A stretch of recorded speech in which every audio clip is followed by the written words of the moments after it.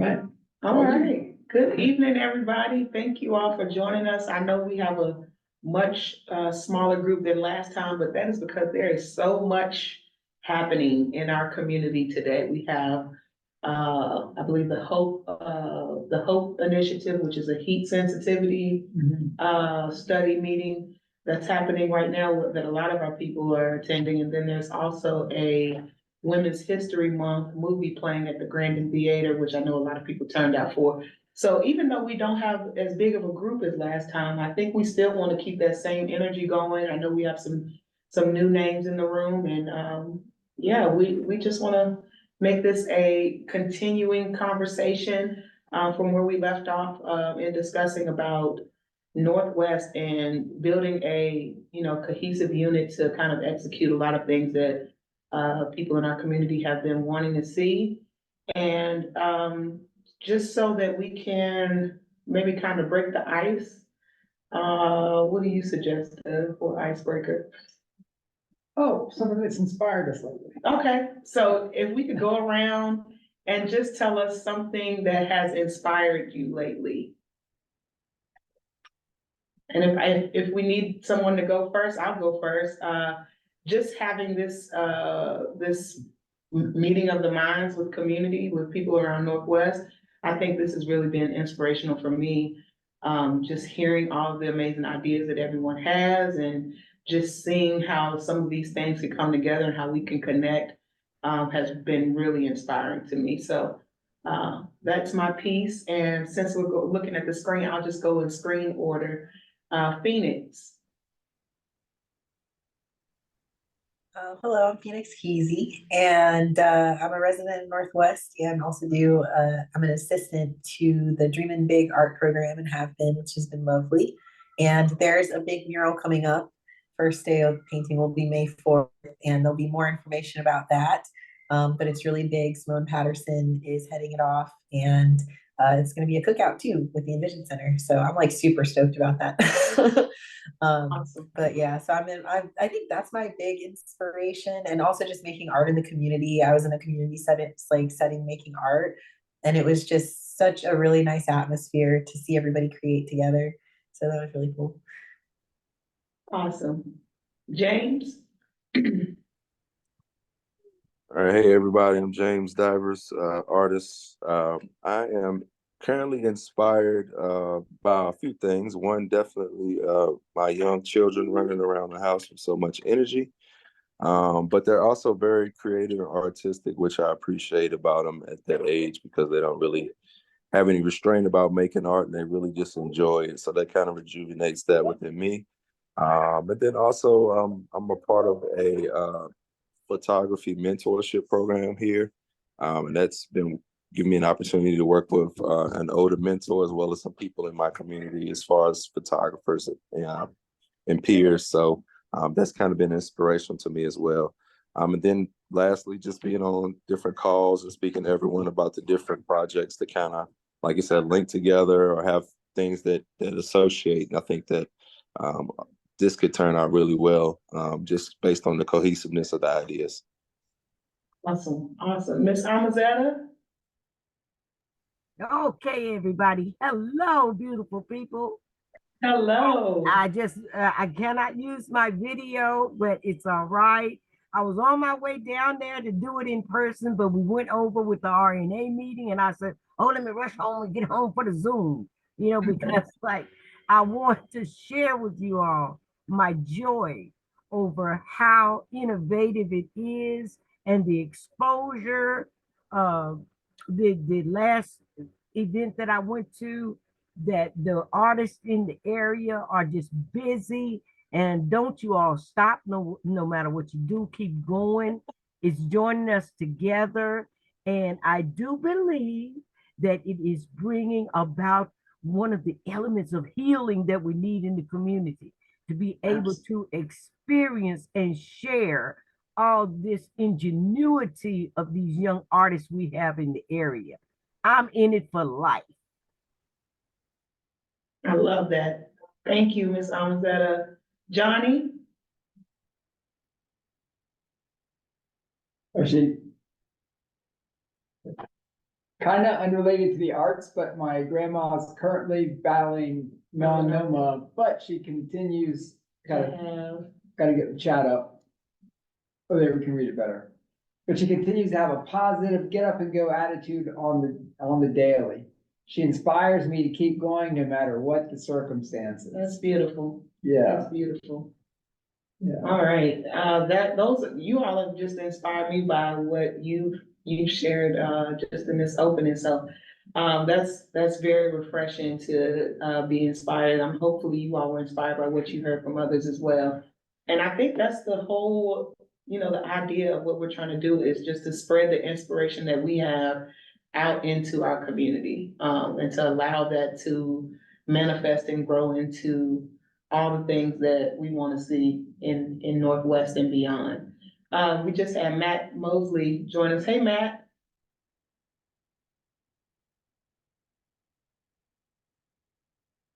So, Matt, if you're just joining us, I don't know if you, can come on if you'd like to come on, but we were just going around and sharing one thing that kind of has inspired us lately or is inspiring us now. You can feel free to share whatever you'd like. Hello, can everybody hear me? Yes. Yeah. Hold on 1 second. I just gotta make sure. Okay, make sure. Okay, yeah, so everybody can hear me. Okay. I'm sorry. Now, what were you saying? What were you saying? So we're going around and sharing one thing or something that is inspiring us right now, or something that inspires us. Is there like a subject you're pulling from, or you just want me to just No. say? No, What is it's been varied, from, community to personal. So whatever you want to share, or feel free to share however you feel in that regard. Oh, well, if I first of all, I'll say, how's everybody doing? Everybody doing okay? Good, Yeah. good. Yeah, Okay. yeah. Hey, Phoenix. Hey, Jay Dyer was almost there. What's up? Okay, What's so up? what's going on?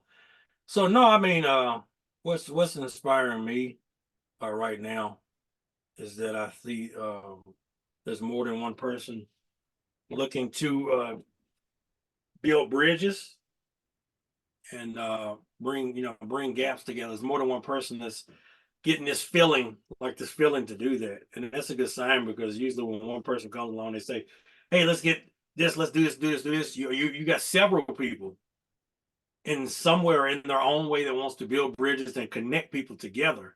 And that's a good sign. You don't have to get everybody fired up 100% off the bat. And that alone inspires me, because it's like, there must be some type of something that's going on, something that's starting to happen just with people in general. And they want to make the areas more integral, and they want to make everything more in a connectivity base. So I'm just being inspired by people being inspired.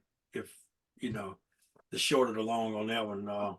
If when I see people that want to do something, and I have the ability, to some capacity, whether small or big, to help them, that inspires me to see what the local small towns and cities are doing.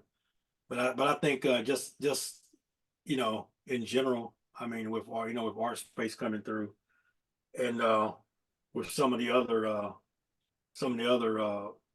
avenues coming, I think it's the time. It's been in a cocoon so long, if you will, and I think now it's time for something to be birthed out of it. And I think that's where we actually are.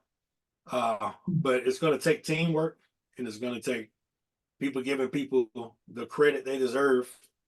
This is very important. People give people the credit that they deserve on an idea they came up with.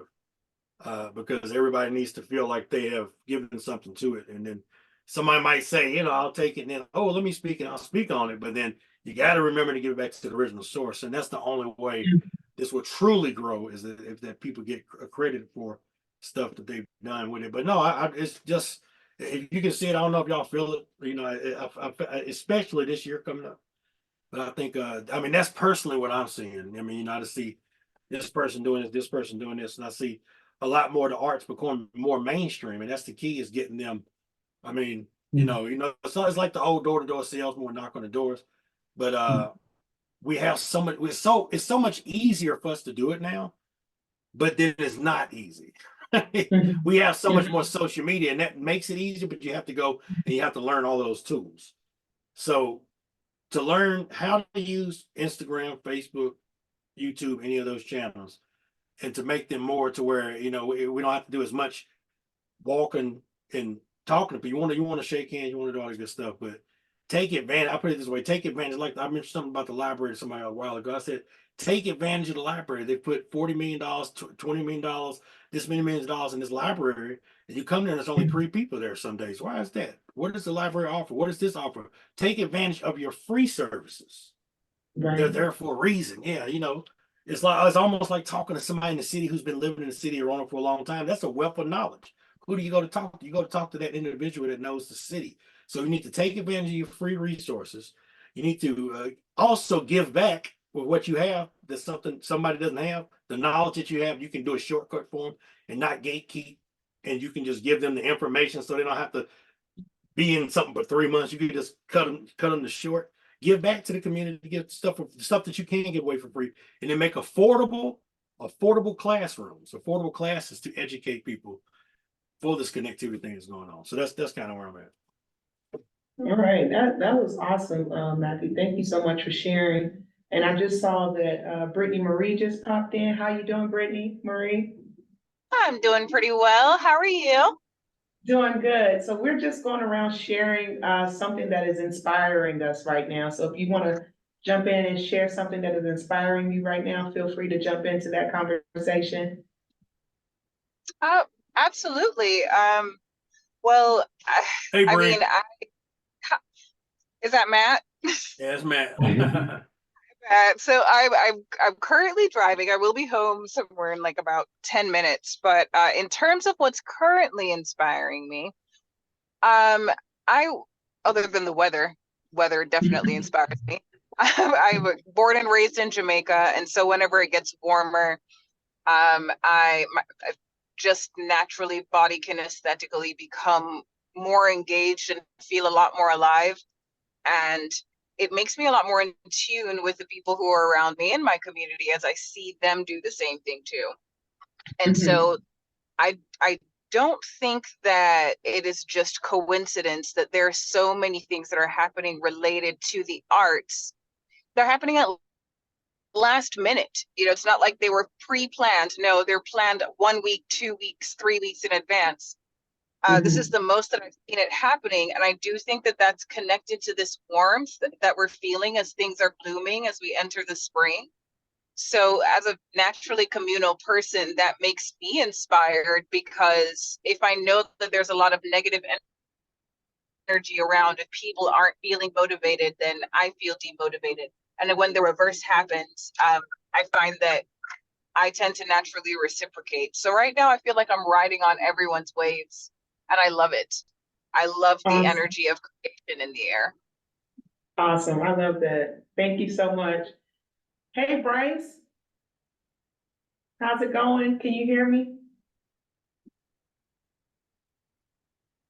I'm not sure if Bryce can get on, come off mute, but if you can, Bryce, we were just going around saying what inspires us, but if you can't, come off mute, we understand.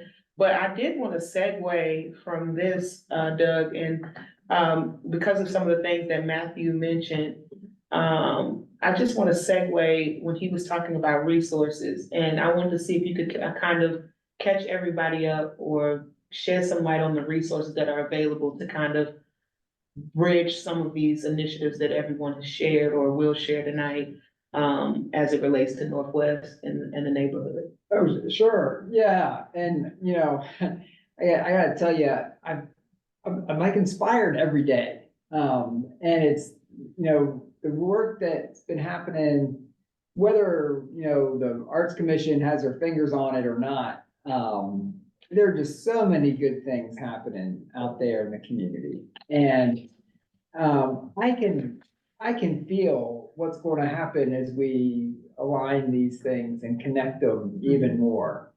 And there are more resources that we can put to work in the community, I think. We've been trying to, we've kind of changed the way the Arts Commission works over the last few years.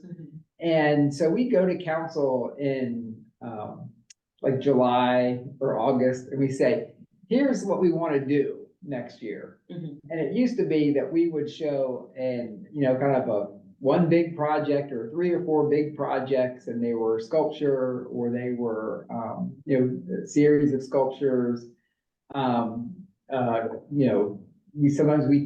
we didn't even really do those temporary shows then. So they were kind of like larger projects that often they had, the way they procured them, they had to be artists, they had to go out nationally, and so we would get artists from out of the community. And we've really transitioned to a kind of a community arts program where we really, really want to invest in our talent here. And we want to do that pretty flexibly. So some of these smaller grants that we've given, and I think they're significant, the $3,000 art action grants, our artist action grants, that were Art Matters grants. We've learned and just seen so much what, where we didn't really say, hey, here's a project, where we said, hey, how do you want to advance justice, wellness, and inclusion in the community and connect us? Right. And so we've got those resources. Nobody has pushed back. Between us, I've kind of expected someone to say, well, hey, wait a minute, that's not how you run this program. And everybody has been supportive of it.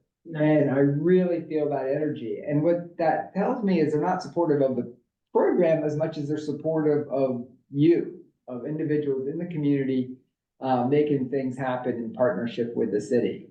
So we've tried to make the resources much more flexible. I'm applying for every National Endowment for the Arts grant that I can.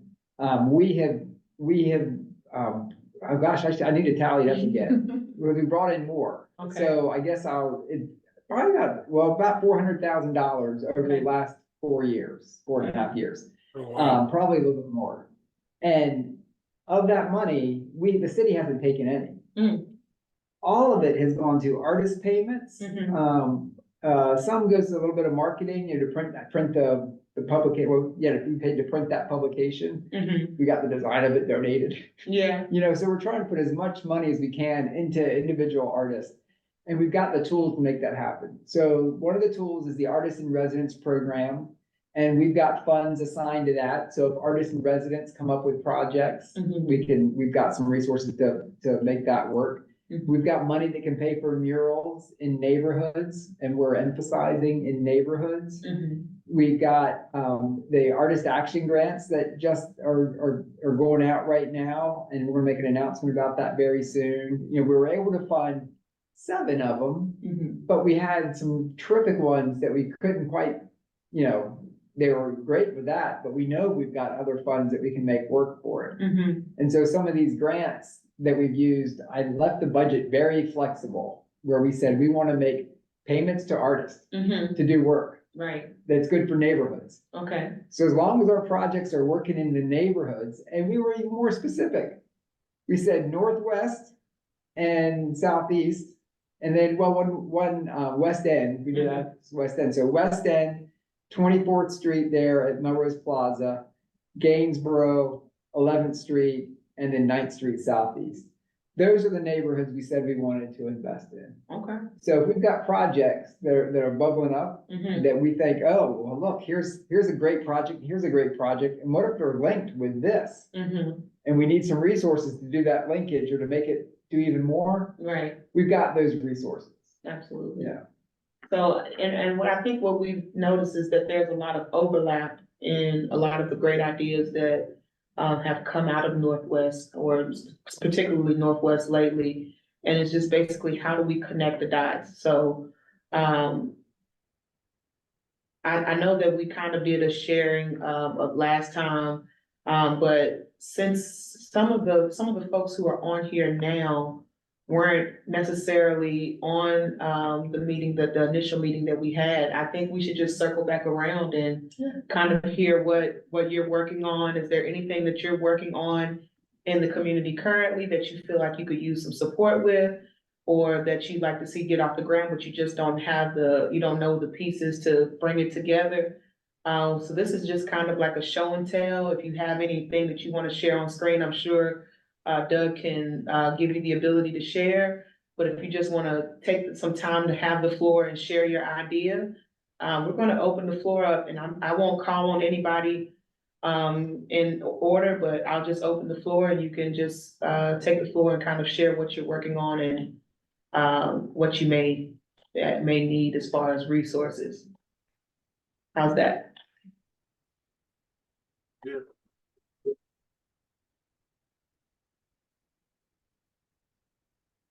Anybody want to take the charge first?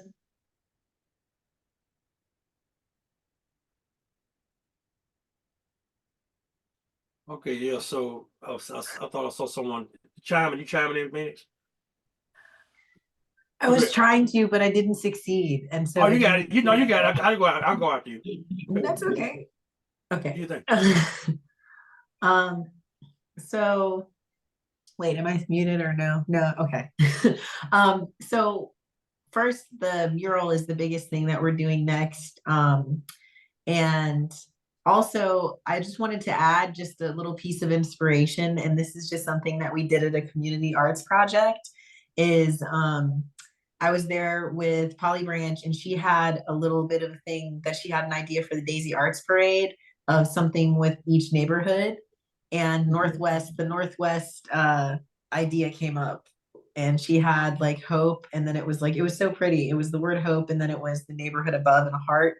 But anyways, so the kids at Melrose Library actually painted a little mock-up of that with the heart, and it was just really cute. So I wanted to share that first of all. That was just super cute. But anyway, so we're doing the mural. But one of the things that I'm looking at is the garden. And so I've talked to the Envision Center, and we're talking about what that would look like and coming up with some ideas for the cookouts. And one of the things that I'd like to see is the Weaving Unity theme continued. And I already talked to Polly, who did the installation originally, and she's fine with me going ahead and taking the reins on that. But Envision Center is actually really excited about that, and just thinking about like, what does it look like to make that a community event? Thinking about how do we incorporate it into the cookouts and what that looks like. So the idea would be to use fabric to weave in designs into the fence, which is how the design was made in the first place. And then also we're going to have signs that people can paint and then hang up something similar to that, and then trying to add some art pieces to that. So that's the biggest project. But in addition to that, we're hoping to get people into the community garden. So we're kind of brainstorming about that, what that looks like. And I was thinking the shed that they have, there's like a really tiny little shed for the community garden, and it's like really adorable. But I'm thinking about a project where you could get a larger storage space, and I don't know if like you could get the tools, but the art part of it would be like painting the actual shed. Like if we could do that, and like paint like a mural on the shed itself. But I know that the Vision Center is trying to coordinate with different community garden partners to see who they can get into the garden, and maybe work that out. So I thought, wouldn't it be nice to do an art project where we decorate the shed, and then we're working currently on the Weaving Unity idea. So that's kind of what we're batting around right now, seeing what we can work out. So any ideas or anything like that would be great and very welcomed. So Okay, that sounds really awesome. And actually, the first thing that comes to mind is the 10th Street garden. What's the 10th Street garden? Lick Run Garden. So they have actually in their garden, or in the entryway to their garden, they have like I don't know if it's a shed, but it's like what do you call it? Like an old box car that's out there. That I think that they've kind of done some artwork on, which I think that they're still trying to do more artwork out there at Lick Run. So just thinking of, he was on the last meeting, right? What's his name again? Cam Terry. Cam Terry. He may be someone that we can connect with Dreaming Big Project to kind of see how that cohesive, and maybe they can support each other with the gardening thing, as well as the murals and artwork in the garden space. Yeah. One thing I told somebody this recently, that we have the Arts Connect Neighbors catalog now. And I know Phoenix knows all about it. Phoenix has been out spreading the word about it. And the cool thing about that, you would put together really fast, and artists really understood what it was about. They got entries in it. There was a limit in how much we could do in the print, because of the budget and such. And so there's a limit on how many could get in there at first, and we were paying for the entries. But now that we have the tool developed, if somebody, I'm thinking about the fence weaving project, which I loved when Polly did it in Wasena Park. People really responded to it. It's very simple. So many people can get involved in it. It's a lovely beautification effort on a chain link fence, something that it can often be pretty ugly. That's a nice chain link fence over there at the Envision Center, but some of them are much uglier. And I'm thinking that's something that an artist could put in the catalog. And if it's in the catalog for neighborhoods, then we can pay for it that way. Right. But there might be other ways to help pay. I know it doesn't cost a whole lot because you use a lot of scrap fabric, but it does take time, and we want to pay for the artist's time for these things. Yeah. So there are pathways to support additional projects like that. Absolutely. Yeah. Did anyone else want to jump in and share something that you may be working on, or if you want to share your screen, or if there's anything that you want to kind of share to kind of update the group on what you're working on in the community, or something that you have an idea for but just need the tools and resources to execute, feel free to jump in and share. Well, I'm listening to everything, and as you all know, going back to from the ground up, working with the garden. That's, I guess, I got the name and cliche, the garden lady. So Envision, starting last year, was absolutely wonderful, and I am looking forward to. I told the young lady, just contact me, because the last meeting, again, like in Roanoke, you all know, we have a tendency to schedule meetings at the same time, the same day, and everything. And like today, I've had three meetings today. The workshop this morning with Wolf Trap, and then the RNA meeting, and now I'm here. So I kind of have to spread myself out a lot. But this year, what we are wanting to do is collaborate and partner with the other artists in the area. We have Carver Garden, number one, is on the corner of 6th and Loudon. And this is where we work with the children and the families to grow, to plant.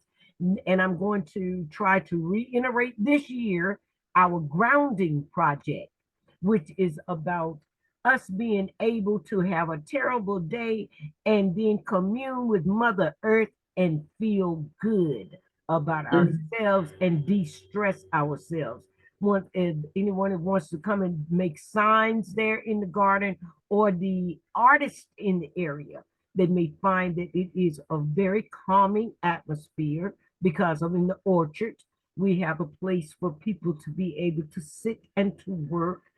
We also have canopies for events. So we need for you all to get with us and let us know what we can do to help you. And in the meantime, I waited well. I guess Bryce didn't ever get his microphone straightened out, and I see that Matt is deciding to be ever so coy about the production that he did, and I would like for him to speak on that, because I am telling you all, I have not been to a performance with that much magnitude to human need as was your play, as was your exhibition. So I just wish you would, tell us a little bit more about that and what we can look forward to as an extension of what you're already doing. Okay, yeah, so thank you, Amazetta. Yeah, I wanted to mention, so that was a success. We did that at Melrose Library in conjunction with Melrose Library. And now I also got some sponsorship from Art Space. They sponsored the lights and sounds for in places where Black skin grows. So what's coming up down the pipeline is I plan on doing a bigger stage play of that. And that really brought the community together. west, southwest, southeast, Lynchburg, Richmond. There was a lot of people from different areas to work on that Black History album that she's talking about in Place for Black Skin Grows. So what's coming up next down the pipeline, and I want to ask you, since you were talking about grants and things of that nature, is I'm working on a Latino poetry album or Latino heritage album, slated to be released in September, and basically bringing the different Hispanic cultures together. It's called Los Colores de Latino, Herencia y Español, but it's a celebration of Spanish culture. And so the in Place Where Black Skin Grows, I'm still working on that pretty much the rest of the year, and then that one also. So I was wondering where I would be able to do to get grants for that, because I also plan on turning that into a stage presentation the same way I did with the other album also, which is officially released on Bandcamp today, if you haven't heard it, but it's on Bandcamp, mathejanitor.bandcamp.com. But yeah, that's basically what I want to do with the areas to Hispanic culture that's in the 5 or 6 different cities that we're in, to all the way to Lynchburg to Richmond. And it's going to be done the same way that the in Black History album was done, with local talent. So, you know, whatever means that could be to help with that project, is going to be something to uplift Hispanic culture coming up this year, to be released in the Hispanic Culture Month, and just another appreciation album. First for African Americans, and then the second one was for Hispanics. And then I have another project coming up after that, which is kind of a little ways off, but that's kind of my question. But that's just to give a little bit of insight to it. I would say by doing it at the library, we did get a decent turnout for the one that we just did 2 weeks ago, and the crowd was super supportive. But it was an amazing experience. I can say that the Black history came out of it. And what I wanted with doing 5 different genres was that I want to see that, not, even though we live in the same neighborhood, and this is important, not everybody thinks the same, and not everybody's experience is the same as a Black American. So that's kind of what I'm doing, the same type of deal with the Hispanic one, to show the differences, the similarities, but the differences. And that's why it makes it easier for you to engage with a project like that when you include so many different ideas. Someone can identify, well, I can identify with that, I can identify with, because no one's the same. So that's why I'm working on the new album is similar to this one, but it's just for Hispanic culture this time around. But no, but thank you, to people like, Almazet, who came out, and the amazing support, and do plan on doing it in a bigger stage play form this year. Just got to find a venue, and then I'll need some resources for that also. But at this point in time, I guess my question would be, what do I need to do to apply for a grant on this next album? Because the first one, outside of Melrose Library and outside of Art Space Roanoke, I pretty much funded it myself. So thank God I was able to do that. I'm not bragging, and I believe people don't think I was able to do it myself by the grace of God. So what I'm saying with this one, it'll be easier to get a grant for this project. But I think this is the beauty of what we're doing now. There's different things that will be seen through the city, and it would be great. And this is just a suggestion. Is there a way, Phoenix was talking about doing a community garden, doing a mural. And then is there a way we can get more of this on like PBS, or more airtime for these projects we do this year? Is there a way we can get that done? So you could just turn on the channel and they say, okay, these are the new things that have come out. Is there a way we can also get that done? Just kind of throwing it out there. But yeah. Wow, there's a lot in that, Matt. And let me echo Ms. Amazetta. That was a terrific event. And the event, I think, is a key component of this. So I'll step back first on the grant process. So those artist action grants are coming out of public art funds. So there does have to be a public performance in some way, which you've already said is what you're interested in. We did have an application this year for an album to be recorded, 2 applications, I think, for albums to be recorded. And there was no discussion about how it was going to advance our community goals. You've already said, okay, how do we tie it to the neighborhood? That right there. How do we tie it to the neighborhood? How do we tie it to, fostering a sense of inclusion? And it's got to be more than just doing the performance. We want to kind of think through the strategy. So, Yeah, and tell you, I left the tool up there too. So if you go to roanokearts.org/action, you'll see that the grants are closed, but it even says on there, if you want to start thinking through your grant for the next round, you can go ahead and Okay. fill out the application. And I'm happy to go in and look at it and talk to you a little bit, and we can, Okay. and, you know, you even start the conversation. Now, Okay. I mentioned going to council. We'll go to council in July. As soon as we have the budget, we'll go to council and we'll say, here's what we want to do. So as soon as as soon as we do that money, I hope we're going to do another round kind of immediately after that. So I'm hoping Okay. by August we'll have it. Now, I'm not sure if that's going to help you much if you're trying to get a September start time, but we can at least be exploring it. And one of Okay. the things we'll ask in there too are like your partners, and there are some out partners, especially for this one. You know, Local Colors puts on the Hispanic Heritage Sure. Month event, and I know they'd love to have you on the stage celebrating some as well. So there might be some crossover things you can do Okay. as well. Yeah, and That then sounds good. and then Robin had a response to your thought on the marketing or on the TV. Oh, so Okay. we, you know, within the Roanoke Arts Commission, the network, we've been able to utilize RVTV for a lot of initiatives and a lot of things. So I think that it would just be as simple as probably putting you in touch with the right person, just to see if we can get you some screen time. And yeah, and we've been talking with them, and you know, we did that Buzz for Good series, Mhm. exploring the arts at all these intersections, and it has Yeah. been really helpful in telling ourselves stories Mhm. that we didn't know were there. Mhm. And they're very interested in these longer term projects. Mhm. So I think pretty quickly we should be able to invite them into a meeting with us. Yeah, for sure. And say, hey, here's what we're working toward, where they get to know some of the projects that are coming along. And if anybody, I think some of you were there at the Arts Connect Neighbors launch event at the Grandin Theater. Mhm. And they showed, and it's available online at roanokearts.org/neighbors. But that last episode, they used archival footage from RVTV Mhm. and the current footage. It wasn't real long ago, but it's like within 2 years. Mhm. And you could really see the path the community is on. Mhm. So we might want to talk with them and say, this is the path that we are getting on. Mhm. And we'd love for you to come track this. Yeah. So we're not only thinking about the immediate marketing, but the long-term Documenting it. story change of transformation. Mhm. Yeah. To fully document the whole thing and, you know, from start to finish. And Yeah.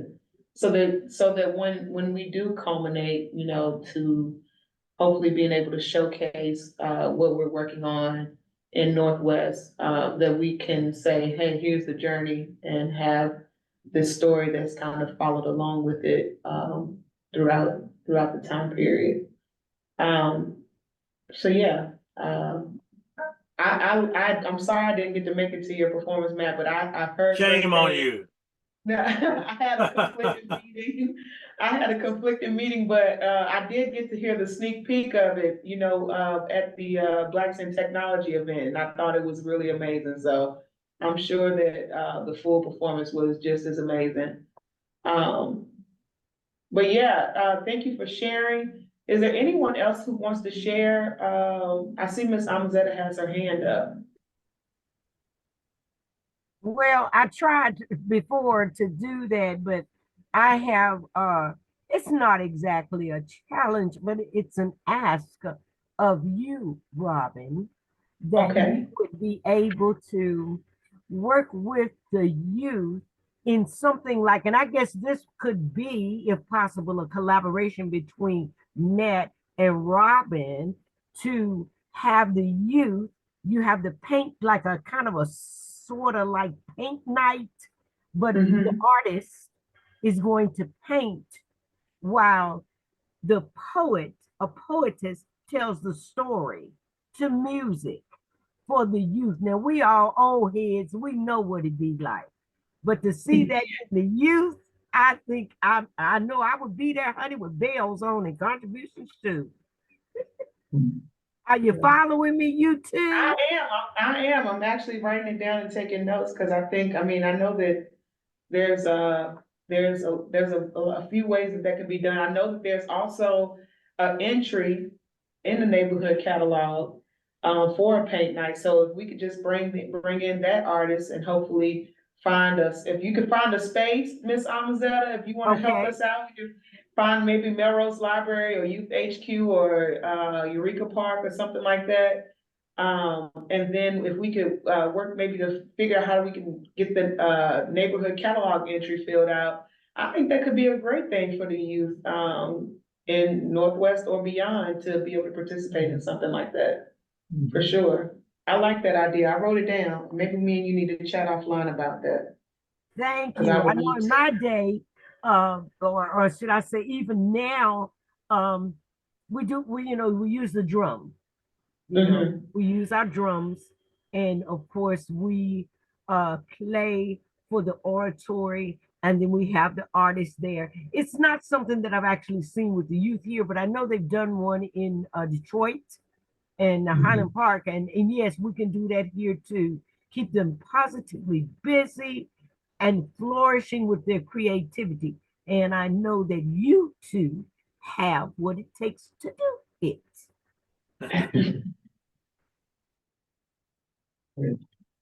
Thank you. All right. Is anybody else, anyone else want to share this evening? Hi, this is Hi. Cheryl. Oh, sorry. Go ahead. Go ahead, go ahead. No, by all means, I'm fine. Go ahead. Cheryl, I think you have the Okay. floor, Cheryl. Okay, I'll go ahead. All right, sorry. It gets hard with Zoom. I just want to echo what everyone said. The performance that Matthew did in Places for Black Screen Girls was phenomenal. I felt like, and I told him I was not even, and nothing against Roanoke, that's not what I'm saying, but it just felt like another experience, like I was elsewhere for a moment. And so that was beautiful. Also wanted to know, had touched base with Doug quite a few months ago regarding a grant opportunity that I'm working on with United Way called Neighbors United. Wanted to be able to give children, youth in our Northwest area, the opportunity to express how they're managing in their communities, with their communities, and to do that through art on yard signs that we would then install at their homes and at neighborhood organizations such as Eureka and some of the neighborhood churches. And we've been able to do 3 of those workshops. And I say we, and Gabriel has jumped on board with me, and she has done 3 workshops with me at the Hill Church, at Central Baptist, and at Eureka. And so I just wanted to shout out Jane, first of all, and tell her thank you. Polly even came to one of those classes and helped us out. And it's just been really awesome, and been able to talk with the youth. And one other aspect, in addition to letting them kind of get out their emotions through art, is in engaging with them and having conversation, we're hearing them. And if they need to be connected to other resources that might also help them with their mental health, or just to be able to talk to someone who is a professional, we are able to make those connections just through those conversations. And so we can carry the process out a little deeper for them if needed, and even their families if needed. We've been able to pull in some United Way resources to be able to provide that service. And so I feel really blessed for that. I have about 40 more yard signs to go. United Way is celebrating our centennial anniversary this year, so 100 years. So my goal was to get 100 signs out in the community. So I'm hearing Miss Amazetta and which the challenge she just posed to Robin and Matthew, and maybe that's something that Neighbors United could help with.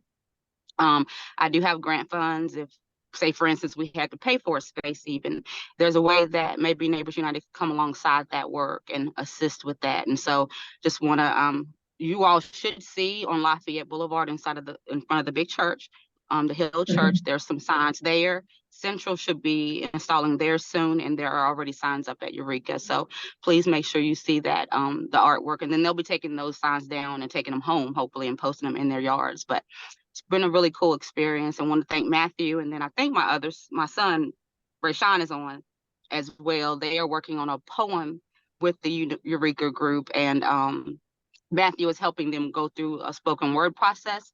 And then 808 Ray is going to actually put music to it. And then we're going to record that for the Eureka families to have, you know, just for the future even.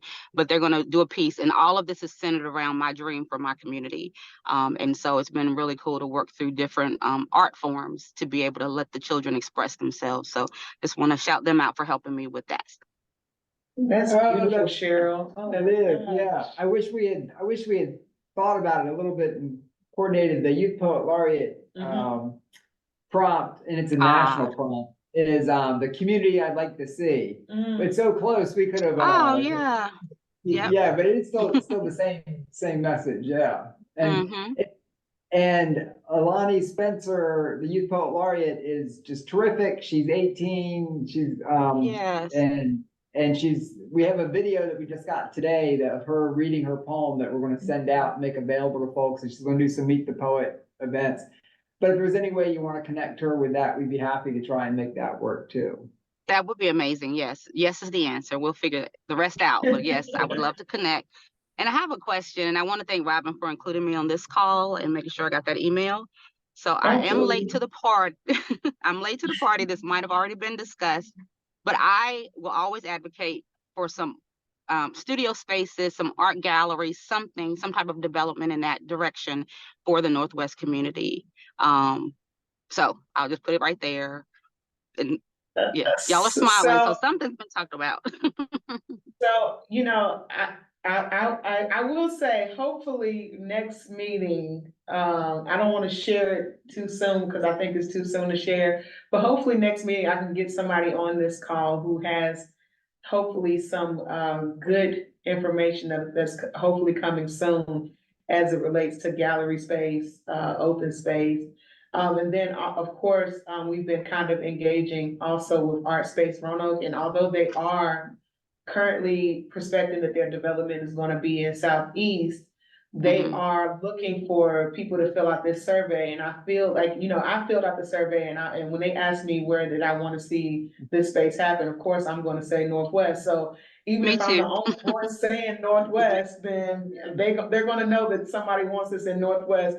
So that survey actually closes in 3 days, so if you haven't, if you're on this call and you haven't filled it out, and you're passionate about maybe seeing something like that in our community, I would say fill it out, because you never know, maybe they can create some sort of satellite campus, or, you know, I know that there's this strong desire and push for an art district in Roanoke. And I just think all of that could be really vital to what we're trying to do in our community, really vital, so. Sounds awesome. Yeah, and that survey, you know, that one developer, Art Space, is gonna look at it. But we've had almost 700 people fill out that survey. And that data is gonna be important to other kinds of developers as well, or other kind of people who might be interested. It could be somebody locally who looks at it and says, well, I've got some resources, or a couple people, and they pull the resources. But that strategy, we have to have kind of drop-in art centers or gallery spaces and creative spaces. Maker space. In It's the every maker, yeah, neighborhood. in every neighborhood. Yeah. Yeah, Yeah. love it. It's really Thank y'all. important. And I think, listen, Cheryl, just don't, you know, don't propose that you want it, and then when I need ready to pull you in on something, because listen, you have that eye for details, that I think would be very critical to something like that, so if somebody comes a knocking, just answer, please. I'm answering the door. I'm answering the door for sure. Okay. Awesome. Thank you. I appreciate it. Absolutely. We have Tay in here. Tay just joined us in the space. So Tay, what we've kind of been talking about, something that we're working on currently in the community, or something that we may want to see happen, but we may not have the resources for yet. So we've had everything shared from Matthew's album project. Amazetta suggested some really great things with youth in the community. And Phoenix was proposing some things to happen over at Lansdowne by the Envision Center. So if you have anything that you want to share, you have the floor. If anybody has to share that and wants to share, they have the floor. So that's just the catch up on what we're doing here. Oh, I didn't know that I was gonna. I don't know where the camera. I just wanted it. But I am working on a project. I have a song coming out next week called Big Star. It's gonna come out on Bandcamp and then it'll come out on other streaming platforms the week after. So I'm working together with Brandon Crafter at the university to kind of make this a whole moment in time for me and him. And we'll have some merch and things dropping with it. And we're doing I don't know what to call it, but we're doing a thing. And what we're gonna do is we're gonna go around, we're gonna talk to some people. If you're interested in being involved, reach out to me. We're gonna talk to some people and I'm gonna kind of explain like a big star is someone that's been a guiding light to you, someone that you can look up to, someone that you want to give their flowers to. And like who's a big star in your life and kind of get a compilation of that and just kind of represent, just give people a chance to honor those that have been a big part of their lives and their journeys. So if you're interested in being a part of that, reach out to me and we'll get on that. All right, that was awesome. So Big Star Project from Tay. And I'm looking forward to that because the last project was crazy. So I know that this one's gonna be super dope as well. Is there anyone else in the space who hasn't had a chance to share? James, listen, I know that you probably don't want to be redundant, but just about everybody who's in the space tonight has not heard Right. the amazing things that you have cooking up over there in your brain. So if you would like to share, we'd love Sure. to hear it.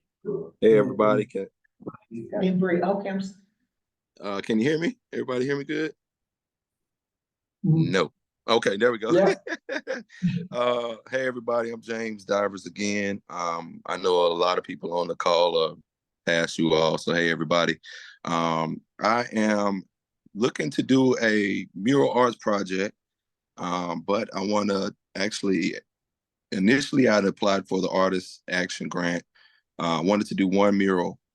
And then we had this call and, synapses started happening and, things started making sense. And I want to kind of expand this mural project to a couple of different locations. And it's funny because I actually went and did some screenshots of some locations I was looking at. And this isn't all the locations, but these are potential locations that I was looking at. And I just want to share this if you can see it on the screen. This is the first one, just to show you how, let me see, hold on. This is how God works, y'all. If this is the same garden that Miss Amazetta was just talking about, is that coming in clear at all? Is that blurry as I don't know what? And it's super that blurry. is Carver Garden.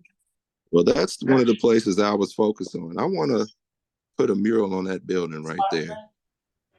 If that's available. Well, bless your heart. That is us. Well, yeah, so I looked that up. My grandmother's name was Virginia Gibson Divers, and she lived on right here on this street on that corner right by the church. And she used to wave at everybody, but her house has been sold. She's been gone about 15, 20 years now. But I grew up in this neighborhood. I used to play in that creek back here, down in there and everything. So this house, I remember when somebody actually lived here. But this is one of the buildings I was focused on. I wanted to do a mural. I've got a couple more, and I'll just show these real quick. This is Holiness Tabernacle Church, and this looks really bad to me. Is it really blurry? It is. It's cell phone technology on an iPad that's the one screen. on Melrose down the street from the park, right? Yep, this is right off 11th Street in Melrose. And this building, my grandmother actually went to this church for a long time when it was still open. I want to put a mural on this building, and I'll show you kind of a little bit more. I'm just trying to go fast because I know everybody's got stuff going on. This is the building that's right beside it, Holiness Tabernacle Church. I forgot, this is 12th Street, so possibly that building as well. The garden, that's LL Cool J. And then the firehouse, which is part of the Melrose Plaza. So potential. And then lastly, Forest Park. Now it's the, what's it called? I can't think of the name. The something Academy. It's Forest Park. It's still called Forest Park. It's still Forest Park. Well, potentially, even these two columns here, I would love to put huge murals here. And I'm a photographer, so just to kind of give you an aspect of what a photographer would do as far as a mural, I kind of mentioned this before, but there's an artist named JR and there's an artist named Chip Thomas. And this is the worst. Sorry, the screen is so blurry, man. Gosh. Doug, do you Well, think you could, you can kind what's of the see. name of the artist?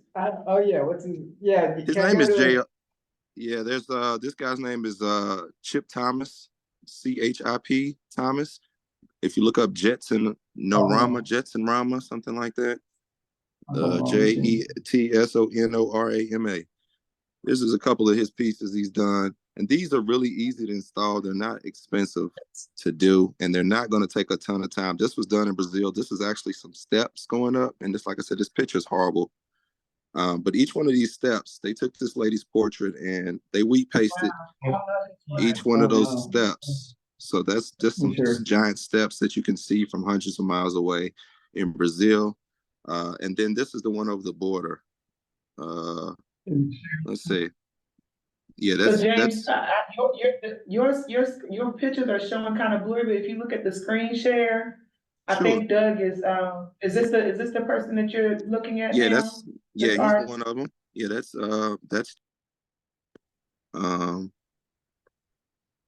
and well, actually looks like that's his that's not his page per se, but that's his work. As you can see, some of the huge murals there. The other guy's name, if you look up artist JR, just JR, on a simple Google search. Artist Yep, artist JR. And I wanted, let's see, that's him. If you go to images, he just did some stuff for the Academy Awards, but he did this huge mural. This is something, if you go back up to the top, the tip top, or did it go away? It's one of those flash pages.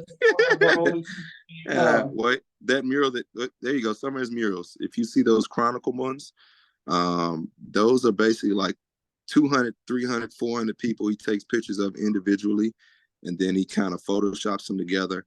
And then he has an app that you can actually click into and listen to each one of those person's stories about different things. So I talked with, Nick from the library that spoke last time. He wanted to record the stories.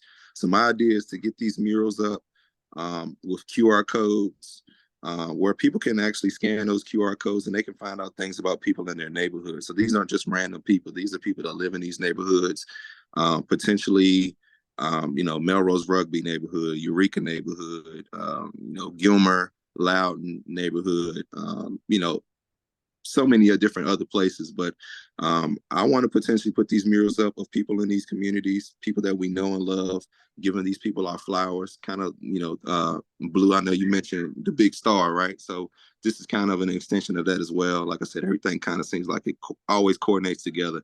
But doing a big star, basically tribute to some other people that are in our neighborhood that, we know and love, but they may not have as much exposure to other people.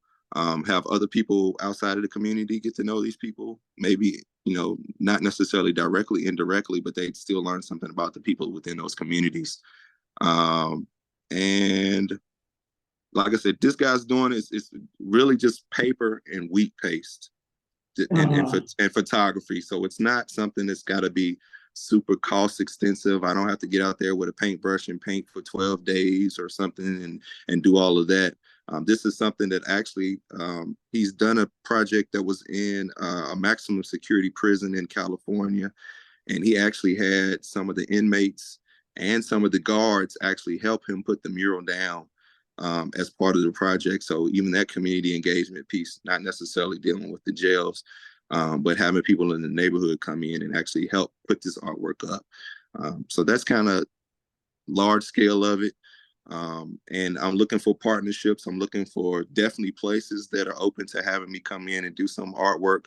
I want to work with some different neighborhood communities and get in and take some photographs of these people. With the garden particularly, I was thinking of just a huge photograph of somebody just holding, just the hands holding like dirt with the seedling growing out of it. I mean, just impactful kind of pictures that can kind of uplift the community, but also highlight people within the community as well. I'm in a mentorship program with another photographer who introduced me to Chip Thomas which is this guy, and Chip Thomas actually, speaking with him, says he was inspired by JR, which was the French guy.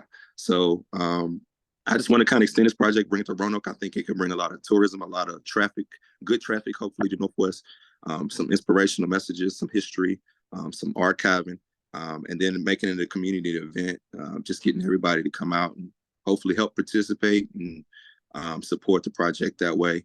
And definitely I would need, some equipment, some studio space, either access to someone at a printing service, or if we could get a grant and get the plotter, I'd print them out myself and could do it myself. But that's kind of high level where I want to go. If anybody has any ideas, I'm definitely open to hear different things about, hey, these are good people we should try to capture. These are stories, etc. So I appreciate the time. That's kind of what I'm looking for. If anybody has any, comments or feedback, I appreciate it.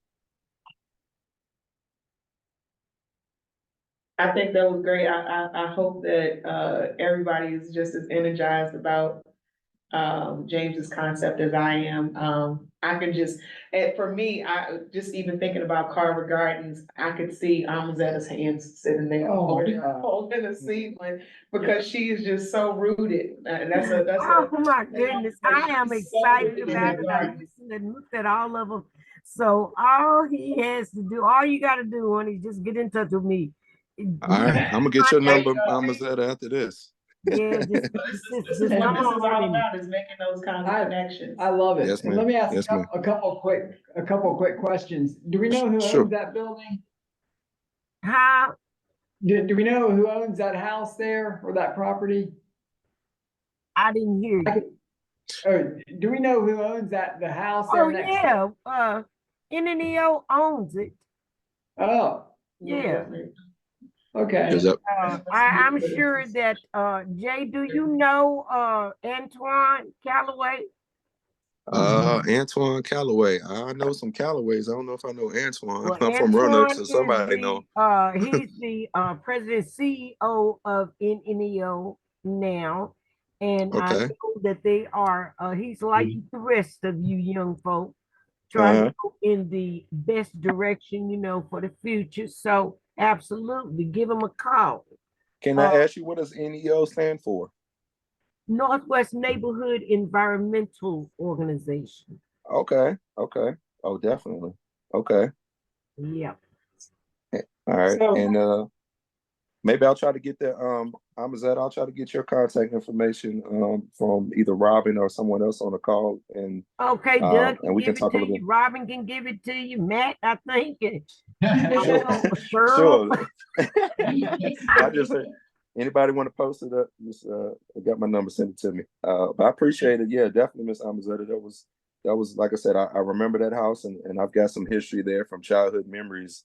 And if you're the garden lady, then you're the one I want to get your hands out Yeah, there. well, that's what they call me. You see, Robin gave me a shout out. That's what I do now. Yes, ma'am. Yes, ma'am. See, and as I said, it's funny. You were on this call and you said that exact garden before I even got a chance to say anything. I had already screenshotted that probably a week ago. So, that's how, connections have happened. So that's awesome. All about that good vibe, y'all. That spiritual vibe. Yes, ma'am. And James, let me also, if it's okay, I'd like to connect Sure. you with John Merle, who Okay. he's a muralist in town, and he's one of our artists in residence, and he's been tasked with helping accelerate the development of murals by partnering artists with walls, working with property owners, exploring how we can do more. Sure. So I like to connect him with you as well. Definitely. And because he might have some thoughts. He definitely has, taken there's a little mural pot of money, and and I've given that to him to oversee, or to kind of get guide. And then the Gotcha. Arts Commission, he Yes, makes ma'am. recommendations to a committee, and they make recommendations to our commission. And finally decisions are made, but we're doing it pretty fast. So Okay. I'll connect you with him as well. Sure. Let me ask you this real quick. Is there is there kind of a protocol as far as buildings are, if they're owned by the city, if they're owned privately? What's that? If you could quickly maybe kind of go over that if you don't mind. Yeah, and that's probably good information for everybody anyway. We've got, we've got, the city would never put murals on private property. And we got that changed a couple of years ago, which is terrific. And so now, we've got some flexibility with it. We have one program set up where we say, the city will pay a third of it, and the property owner can pay a third of it, and the neighborhood or business association can pay a third of it. And that's a nice little kind of cost sharing model. And it works in a business district or in a neighborhood that has a lot of resources. We don't have to have that in a neighborhood where the neighborhood is willing and wants it. The reason why we like to have the neighborhood organization contribute to it is just to know that the community wants it. Right. But if the community wants it and we're gathering neighbors around it and they're excited about it, then we're excited about it. So the policy that is in place says that the property owner has to prepare the building. Okay. Often there's very little preparation that needs to be done. We like to think through kind of all the aspects of it. So if the mural is going in, how long is that mural intended to last? What happens when the mural starts to, like a wheat paste mural, what's going to happen when that needs to come down? Who's responsible for it? So we end up writing a little agreement with the property owner if the city's going to put money into it. Something like this would be, a building that something needs to happen with is a different situation. It's a beautification thing. It's a beautification thing. Hopefully there's an outcome where it's drawing attention to it and the potential for somebody to Restore it. invest in it. Yeah. So there are lots of ways we can make that work. The one that's a good example where we're putting the money into it is the one that Bryce is working on a project. And I know he can't chat. We'll talk more about that before, but Cam Stallings, JC Stallings. JC Stallings at Lucy Addison and Bryce are working on a project. And that's going to be largely, using the city funding. So, we built project resources into the Arts Connect Neighbors catalog.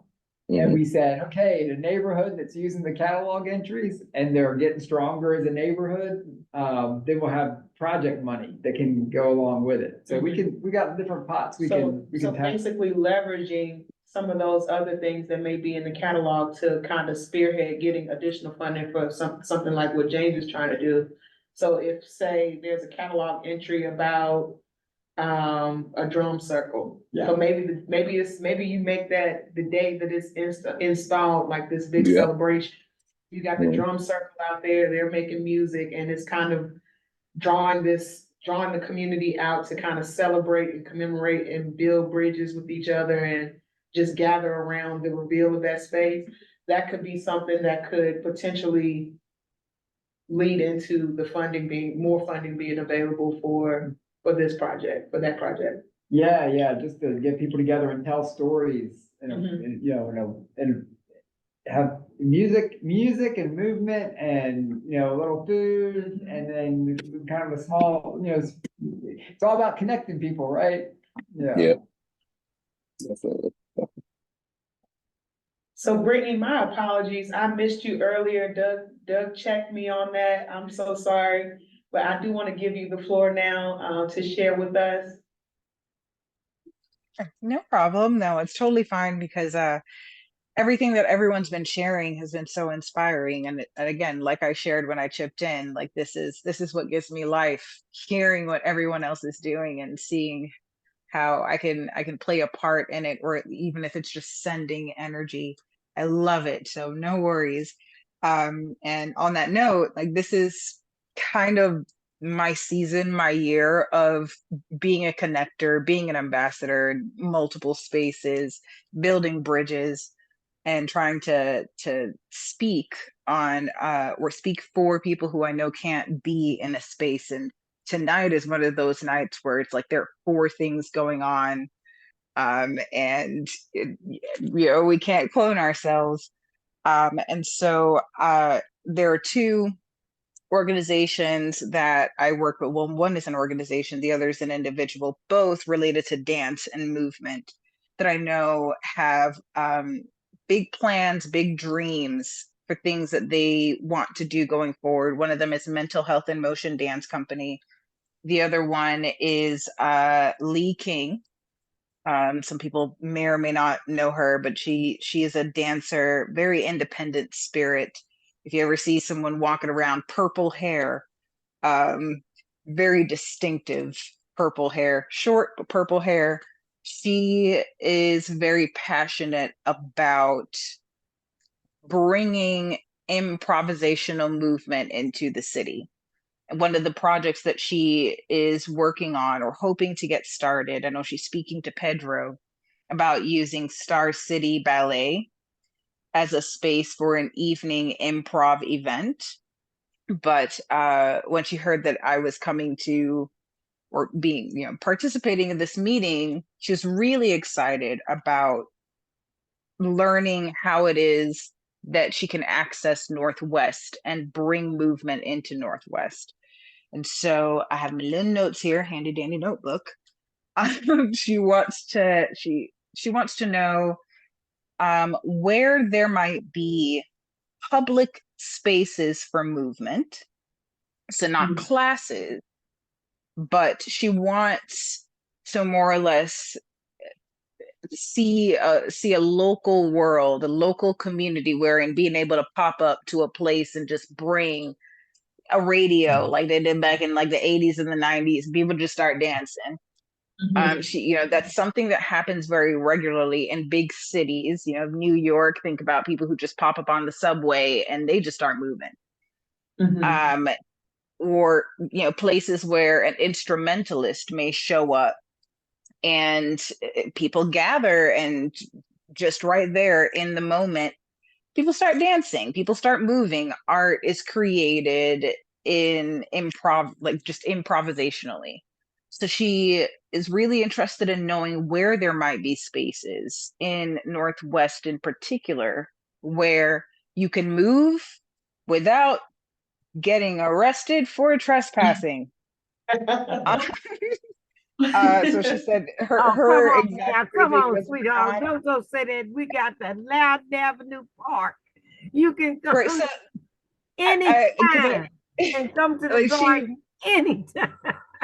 That's what, and that was what just I was just saying anywhere too. that you could pop up, like not just I guess she's thinking public and private. Where are the streets where there's a greater chance that you will be supported and maybe not snitched on? Her phrasing was non-arrestive moving spaces. And I agree with that. I feel that, like, because you will have people who come out and be like, where's this music coming from? Why are you popping up right in front of my house? Like, what is going on here? But a place that may not be known as an event space, may not be known as a public space, but it is still a place that the public can view. So suggestions for that, she really liked that. And then Mental Health in Motion and Lee are also looking for what they've called collaborative artists of sound and vibration. And that is more or less what we commonly think of as instrumentalists, spoken word artists, producers, the people who make beats or who take sound and create new sound, even beatboxers. Who are those people that we can reach out to and connect to who might be open to doing a pop-up? Because instrumentalists are very expensive. A lot of them, they want $300, $600 for an hour, 2 hours. And one of the things that we are trying to facilitate just as dancers, as movers, just within the art space of the body kinesthetic, we are really trying to enable folks to move without the barrier of money, without Mhm. feeling like they have to take a class to be able to have access to moving, without feeling like they have to pay someone, which is where the improv part comes in. It's improvisational, it's sporadic. A lot of the time, something will pop up, people go live, they're like, do you see this thing that's going on right here? And all of a sudden, people start showing up, all because they're nearby. And we know that Northwest is very communal. That's probably the one place in Roanoke City that you can guarantee news will spread fast and people will drop what they're doing and showing up. And Mhm. so we want to see how we can facilitate a sense of community with people who are willing to make sound or vibration, whether it be something that is pre-prepared or something that they make up on the spot, in a space that is public, or even if it's private, we won't get in trouble for trespassing. So in terms of suggestions, I told her I'd bring that and I'd be more than happy to write down whatever it is that people say. Or tell both of them, actually. Yeah. So the first thing that came to my mind when you said like improv and then like breakdancing or dancing. I don't know why it just keeps repeating in my mind, but it's Lauryn Hill said something like hip hop started out in the park. And I just feel like that's like one of the probably the easiest places to find communal synergy in Northwest is that when it starts warming up like this, I can guarantee you Staunton Park was jumping today. I can guarantee you that like Eureka, they were hooping today. So like those kinds of spaces are the first that come to my mind. I don't know if anybody else wants to jump in, but like I know that Melrose Library is doing a spring fling in April, I believe, or April, or I think it's in April. But like even something like that, I know that it's impromptu with improv, but saying, hey, we may pop into your spring fling. We want to know if that's cool with you. Those are the kind of things that come to my mind because when it's not like at a park, it's just usually on the porch or, in the yard. And, I wish that and I know that we're inching towards it. I wish that we had more spaces that, people just go out and hang out, like, walk around kind of thing. Like, I think that, the way that Melrose is kind of shifting, we'll probably inch towards that.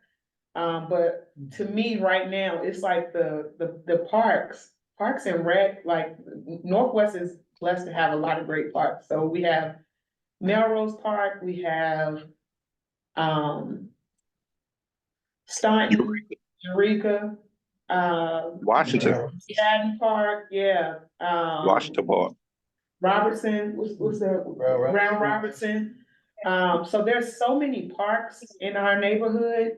And I think like what you were saying, like if people know something is popping off, if it is impromptu, like using that social media kind of to spread the word is gonna be a lot. I'm about to pull up over at Brown Robinson because I know somebody's out there doing something. So like even if it's pop-up kind of vibe, using that social media penetration to kind of get it out there to the masses of people who would show up. But that's what just keeps repeating in my head, and I don't know why, but the park. May I say again? Loudon Avenue Park. Community garden, there we go. Okay. Miss Amazetta is saying the garden, so I think Well, yes, that could be. but also Loudon Park because the Oh, young Loudon people have really shown up. They have taken ownership of the park. They have individuals there. They are forever busy. There is a mixture of age groups and everything. And even though the elders, myself being in that category, may not come out, to just be sitting there. We might participate, and once you get the word out, and also you're gonna have the ones that's gonna be sitting up on the porch, listening. So we kind of live in this particular area around Loudon Avenue Park.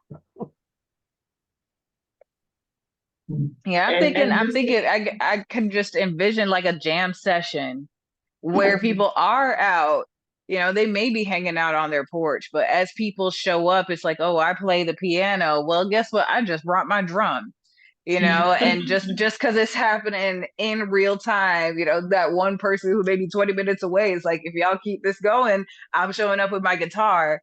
And it's really just about creating like an in the moment vibe of community around sound. But if you aren't somebody who makes sound, then guess what? You have body. And we, you know, just social anthropology, understanding anthropology, dancers know that it, you know, you don't learn how to do the wobble through YouTube. Usually you're just standing there. It's the first time you see the wobble, and all of a sudden you're like, oh, I jump forward, I jump back. Like you learn it right there in the moment. And that is the way that communal movement has always started.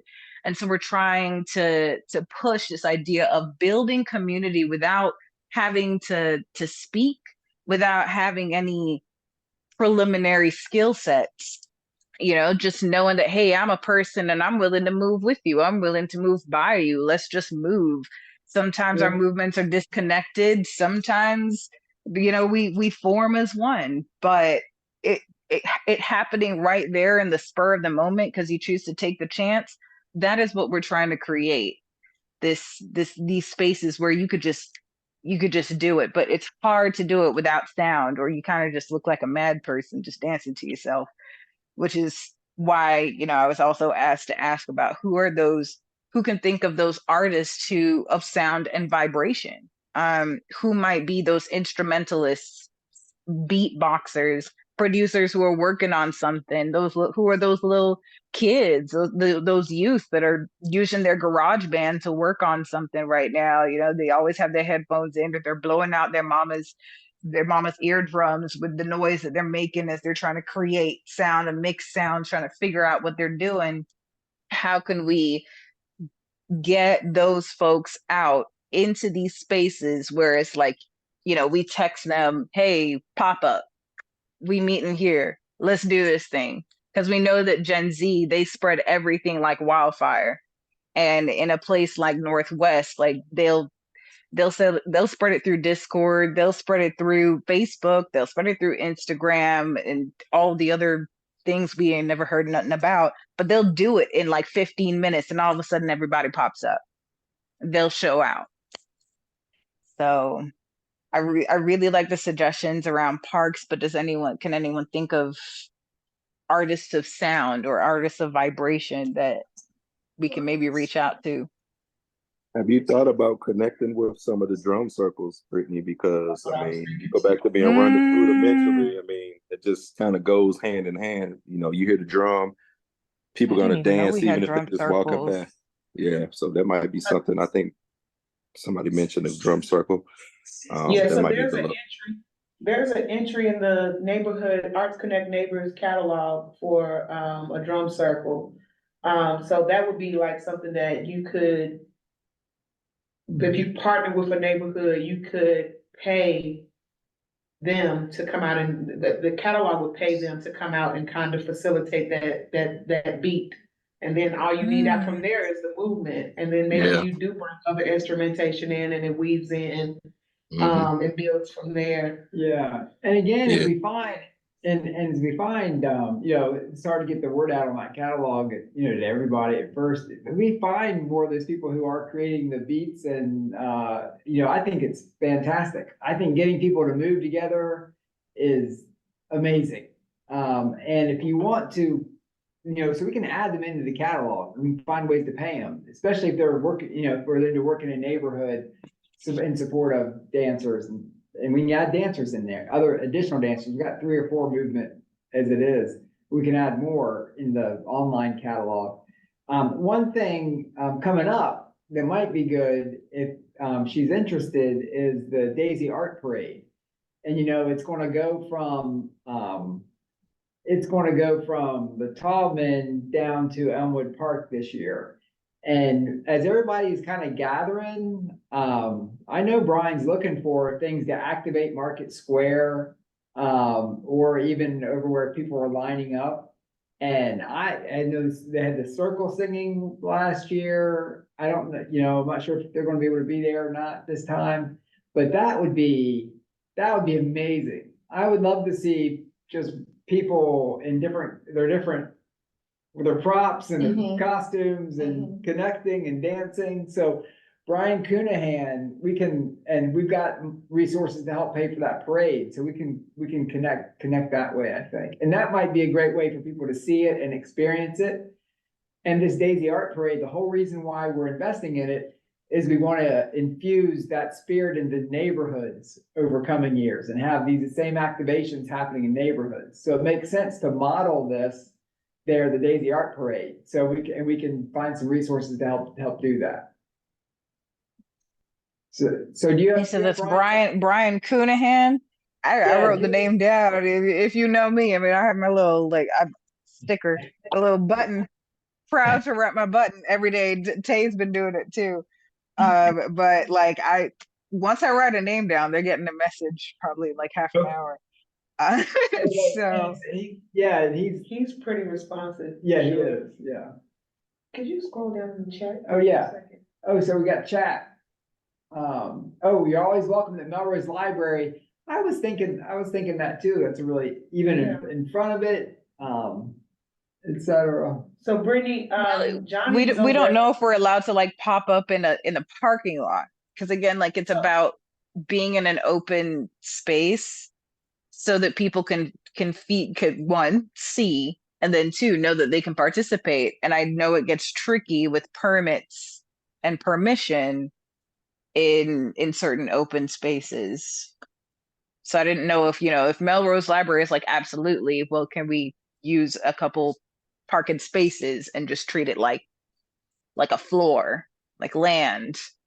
I know that gets tricky there. There's that park that's kind of adjacent to Melrose Library, which I think could be a point of movement, especially considering that from what I hear, the person who could confirm this for me is not on the call, but I'm pretty sure that lot right there, the park over into Forest Park, that open grass area, kind of area, all of that is owned by Goodwill, I believe, if I'm not mistaken. I could be wrong. But even considering that whole plaza is about to turn into Melrose Plaza, with the library being right there, maybe there's some sort of collaboration or something that could come out of that, where that space could, and Johnny may be able to speak to the Melrose Library piece, but I would say if you could just kind of connect with them in general, maybe they can tell you what flexibility lies there of using that public space. And Johnny just dropped a message down Oh, there. yeah. And Johnny said, so long as you communicate with us as far as a date and time, we absolutely don't mind people popping up. We host cheer dance teams inside and outside the library on a regular basis. Well, there it is. Whoop, there it Yes. is. So Yeah, you want those kids. I mean, if you go to the library, I know a lot of times that's where a lot of youth are, just kind of, almost being babysat sometimes. Like they're just looking for something to do. So that might be the perfect place for you to, show up to the library. You'd be outside dancing. I'm sure you'll have the kids running out real quick. And those emerging music producers, I'm sure that you'll find some of those in Melrose Library as well, because they have that recording studio that I'm hearing that a lot of young people have been utilizing over there lately. Does the music lab still exist, or what was in Jefferson Center with the children? Does that still exist as well? There's another place you can maybe reach out to as well. They have different musicians and producers and things. And then you got Tay right there. I know he knows some producers, and 808 Ray. So you got a couple right there. So And Community Arts Reach with Bernadette BJ Lark. BJ Lark, she has a great group of vocalists. I can tell you that I as far as other artists, I'm sure that they're in her network, but vocalists, she definitely has some of those if you're interested in tapping into her. So I would definitely recommend reaching out to BJ Lark with Community Arts Reach. Love I'm supposed to be going that. out for coffee a little bit later, so I will definitely run that by her. All right. Well, I think that this has been a very fruitful, just a meeting of the minds. And, I want to make sure that we just continue this collaboration and continue to build upon, what we've, started here. So if you have an idea that you've kind of been brainstorming and you didn't get to share it tonight, or if you have some ideas or resources that you want to share, you can shoot them to me or Doug and we can kind of compile it together. And then our hope is that we can meet virtually at least once a month and then meet in person once a month. So we're gonna do these on a bi-weekly basis. So our next meeting will be in about is the week after next, I believe. Or is that Easter week? Is that spring break week? Oh, I don't know. Okay. The 25th? Okay, so I'm gonna check the schedules, but I think that the next meeting will fall around, let's see. What's today, day 13? So the next meeting should fall around the 27th. I know some people may be traveling for spring break, but we're gonna try to do that one as an in-person, kind of collaboration, and then we'll reconvene again on April 10th. For a virtual meeting. So I'm energized. And if you didn't get a chance to share, but you want to share or you want to ask for any resources, or if you want to ask any questions, you can shoot them to me or Doug. And I'm just looking forward to continuing to build on the synergy and also to begin executing some of this great stuff that we've heard about tonight. You have anything else, Doug? No, that's great. Thank you, Robert. Okay. Thank you. Yeah, that's great. Thank you. Thank you Thank all. you, Yes. everybody. All right, thanks, everybody. Have a good night. Good night. Y'all have a good Night. night. Thank you so Hey, much. have a good night, y'all. Love ya. Love you. Take care.